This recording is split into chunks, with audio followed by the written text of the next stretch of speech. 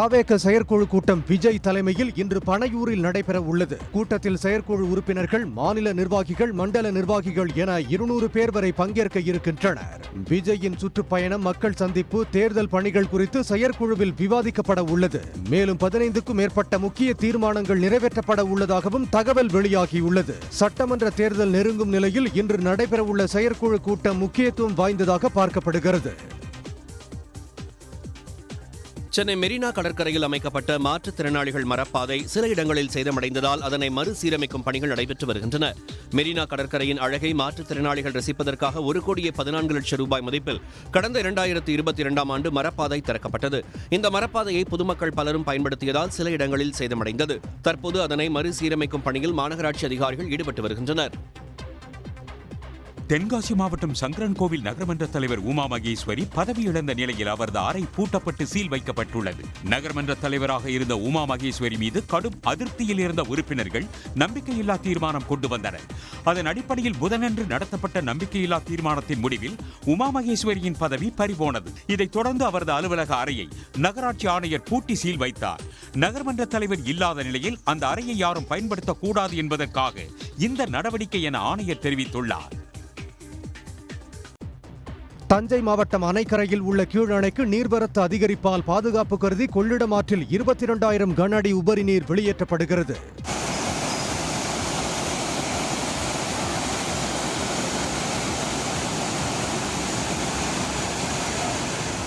கொள்ளிடம் ஆற்றில் முதலைகள் அதிகமாக இருப்பதால் இறங்கவோ, குளிக்கவோ, புகைப்படம் எடுக்கவோ கூடாது என கரையோர பொதுமக்களுக்கு பொதுப்பணித்துறையினர் எச்சரிக்கை விடுத்துள்ளனர். மேலும் அதிகாரிகள் கீழணையை தொடர்ந்து கண்காணித்து வருகின்றனர். உதகை அரசு தாவரவியல் பூங்கா அருகே உள்ள குடியிருப்பு பகுதியில் சிறுத்தை நடமாட்டம் இருப்பதால் பொதுமக்கள் அச்சத்தில் உள்ளனர். இந்நிலையில் 4 இடங்களில் தானியங்கி கண்காணிப்பு கேமராக்களை பொருத்தி வனத்துறையினர் கண்காணித்து வருகின்றனர். சிறுத்தை வந்தது எங்கள் வீட்டுக்கு தான் வந்திருந்தது. நாங்கள் அதோடைய காலடி தடம் பார்த்த உடனே நாங்கள் ஃபுட்டேஜில் பார்த்தோம். அதனால் ஃபாரஸ்ட் டிபார்ட்மெண்ட்டுக்கும் நாங்கள் கொடுத்துருக்கோம் கம்ப்ளைண்ட்டு.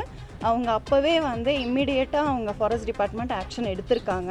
எடுத்து அந்த புதர் செடியை அவங்களே கொஞ்சம் கட் பண்ணி கேமராஸ் எல்லாம் வச்சுருக்காங்க.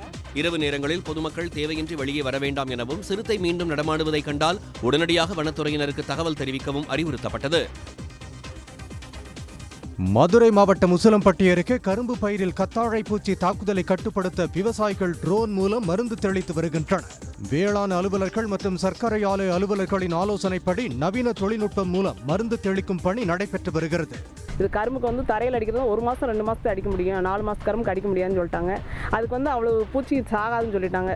சரி, அதனால என்ன பண்ணலான்னு கேட்குறப்ப தான் எல்லாம் நாங்கள் கலந்து பேசி சாரு கரும்பு அந்த மில்லுலேருந்து எல்லாம் ஆலோசித்து என்ன பண்ணலான்றப்ப ட்ரோன் மூலியமாக அடிக்கணும்னு சொல்லி எங்கள் வீட்டுக்கார எல்லாம் ஐடியா பண்ணி இப்போ பண்ணிட்டு இருக்கோம் சார்.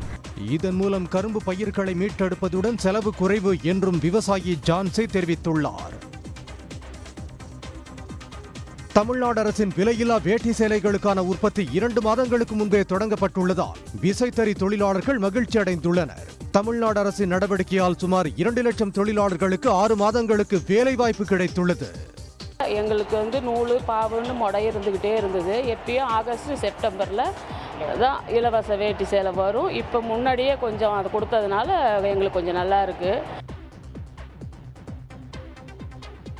பழனி முருகன் கோயிலில் திரைப்பட நடிகை நயன்தாரா, விக்னேஷ் சிவன் தம்பதியர் தங்களது 2 குழந்தைகளுடன் சாமி தரிசனம் செய்தனர்.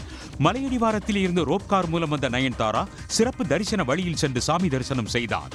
பின்னர் அவருக்கு கோயில் நிர்வாகம் சார்பில் பிரசாதங்கள் வழங்கப்பட்டன. நயன்தாராவை பக்தர்கள் பலரும் சூழ்ந்து கொண்டதால் சிறிது நேரம் பரபரப்பு நிலவியது.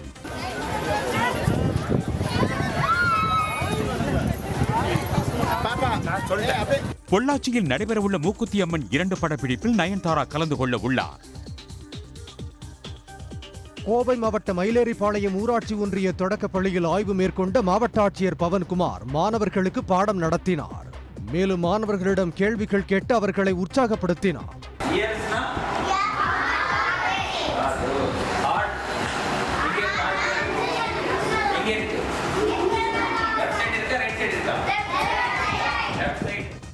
மழைநீர் சேகரிப்பின் அவசியம் குறித்து மாணவர்களுக்கு விளக்க வேண்டும் என ஆசிரியர்களுக்கு மாவட்ட ஆட்சியர் அறிவுறுத்தினார். இலங்கை சிறையிலிருந்து விடுவிக்கப்பட்ட ராமேஸ்வரம் மீனவர்கள் 5 பேர் சென்னை விமான நிலையம் வந்தடைந்தனர். கடந்த பிப்ரவரி 26ஆம் தேதி எல்லை தாண்டி மீன்பிடித்ததாக கூறி ராமேஸ்வரம் மீனவர்கள் 5 பேரை இலங்கை கடற்படையினர் கைது செய்து சிறையில் அடைத்தனர். அவர்களை விடுவிக்க நடவடிக்கை எடுக்க கோரி ஒன்றிய அரசுக்கு முதலமைச்சர் மு க ஸ்டாலின் கடிதம் எழுதியிருந்தார். இந்திய தூதரக அதிகாரிகள் நடத்திய பேச்சுவார்த்தையை தொடர்ந்து மீனவர்களை இலங்கை நீதிமன்றம் விடுதலை செய்தது. அவர்கள் விமானம் மூலம் சென்னை வந்தடைந்தனர். அவர்களை மீன்வளத்துறை அதிகாரிகள் வரவேற்றனர். திருத்துறைப்பூண்டி அருகே தங்களுக்கு எதிராக அரசு விதைப்பண்ணை மேலாளர் செயல்படுவதாக கூறி விவசாயிகள் முற்றுகை போராட்டம் நடைபெற்றது. தீவம்பால்பட்டினம் கிராம மக்கள் மாநில அரசு விதைப்பண்ணையில் விவசாய பணிகளை மேற்கொண்டு வருகின்றனர். இங்கு நடைபெறும் விவசாய பணிக்கு தலைவர்களை மக்களே சுழற்சி முறையில் தேர்வு செய்வது வழக்கம். ஆனால் இந்த ஆண்டு பண்ணை மேலாளர் கிரிஜா என்பவர் அவருக்கு வேண்டிய ஆட்களை சேர்த்திருப்பதாக தெரிகிறது. இதனை கண்டித்து விவசாயிகள் அரசு விதைப்பண்ணை முன்பு முற்றுகை போராட்டத்தில் ஈடுபட்டனர். இங்கே 100 குடும்பம் இருக்குது. கிட்டத்தட்ட 500 பேருக்கு மேலே தொழிலாளி இருக்காங்க. அவங்க இந்த எப்போதும் 2 ஆள் மாற்றி வேலைக்கு கொடுப்போம். அந்த ஆளை நீங்கள் வேண்டாம்னு அவங்க சொல்கிறதுக்கு என்ன ரைட் இருக்குது? அப்படின்னா போன வருஷம் நாங்கள் கொடுத்த ஆளை வேண்டான்னு இருக்கணும். நீங்கள் பண்ணக்கூடாது, நாங்கள் தான் பண்ணணும். போன வருஷம் ஒப்புக்கொண்டீங்க, இந்த வருஷம் அதை ஏன் ஏற்றுக்க மாட்டேங்கிறீங்க? அப்போ அதில் உங்களுக்கு ஏதோ மிஸ்டேக் இருக்குல்ல? அதுதான் எங்களுடைய வேலை. எங்களுக்கு தொழிலாளிக்கு முறையாக வேலை கொடுக்கணுங்க. பெரம்பலூர் அருகே 100 நாள் வேலை திட்டத்தில் குறைந்த அளவு கூலி வழங்கப்படுவதை கண்டித்து பணியாளர்கள் சாலை மறியலில் ஈடுபட்டனர். சத்திரமணி வேலூர் கிராமம் மற்றும் பாடாலூர் அருகே உள்ள நாரணமங்கலம் கிராமத்திலும் 100 நாள் வேலை திட்டத்தில் 50 நாட்கள் மட்டுமே வேலை தருவதாக குற்றச்சாட்டு எழுந்துள்ளது. இதனை கண்டித்து பெரம்பலூர் செட்டிக்குளம் சாலையில் பொதுமக்கள் மறியல் போராட்டத்தில் ஈடுபட்டனர். திருவான்மையூர் ஆழ்கடல் பகுதியில் படகு கவிழ்ந்த விபத்தில் காசிமேடு மீனவர்கள் 2 பேர் காணாமல் போன சம்பவம் அதிர்ச்சியை ஏற்படுத்தியுள்ளது. காசிமேட்டைச் சேர்ந்த ராஜா, மாசிலாமணி உள்ளிட்ட 6 மீனவர்கள் திருவான்மையூரில் இருந்து 20 நாட்டிக்கல் மைல் தூரத்தில் கடலில் மீன்பிடித்துக் கொண்டிருந்தனர். அப்போது கடலில் தட்டுப்பட்ட பொருளின் மீது மோதி படகு தலைக்குப்புற கவிழ்ந்தது. அவர்களில் 4 மீனவர்கள் மீட்கப்பட்ட நிலையில் மாசிலாமணி, ராஜா ஆகிய மீனவர்களின் நிலை என்னவென்று தெரியவில்லை. காணாமல் போன மீனவர்களை தேடும் பணி நடைபெற்று வருகிறது. இந்தியாவிலேயே தமிழ்நாட்டில்தான் அரசியலமைப்பு சட்டத்தின் அடிப்படையிலான ஆட்சி நடைபெறுவதாக சபாநாயகர் அப்பாவு தெரிவித்துள்ளார். சென்னை தோமையார் மலையில் உள்ள புனித தோமையார் ஆலயத்தை பேராலயமாக அறிவிக்கும் நிகழ்ச்சி நடைபெற்றது.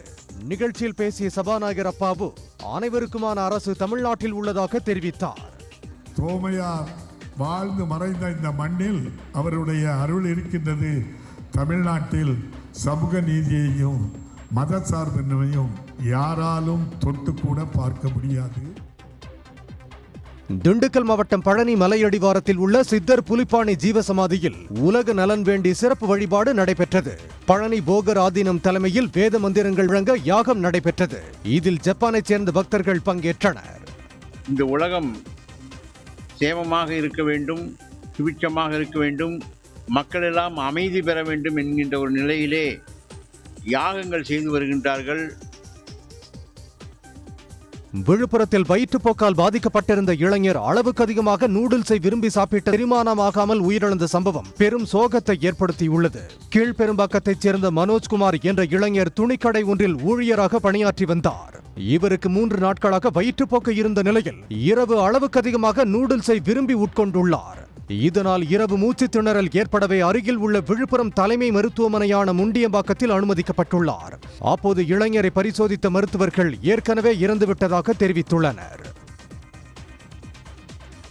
விருதுநகர் மாவட்டம் கூமாட்டியைப் போல மதுரை மாவட்டம் குருவித்துறை கிராமமும் சமூக வலைத்தளங்களின் மூலம் பிரபலமாகியுள்ளது. இதையடுத்து குருவித்துறையில் உள்ள தடுப்பணையில் குளிப்பதற்காக ஏராளமான மக்கள் வந்து செல்கின்றனர். எனவே குருவித்துறை தடுப்பணை பகுதியில் போதிய பாதுகாப்பு வசதிகளை ஏற்படுத்தி தர வேண்டும் என கோரிக்கை எழுந்துள்ளது.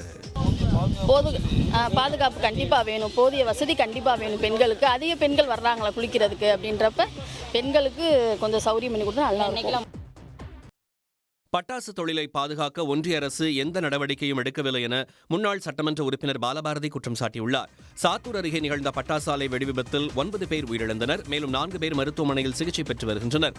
அவர்களை பாலபாரதி நேரில் சந்தித்து நலம் விசாரித்தார். பின்னர் செய்தியாளர்களை சந்தித்த அவர் பட்டாசு தொழிலுக்கு மட்டுமல்ல, இயற்கை பேரிடர் நிகழும் போது கூட ஒன்றிய அரசு எந்த நிதியும் தருவதில்லை என குற்றம் சாட்டினார்.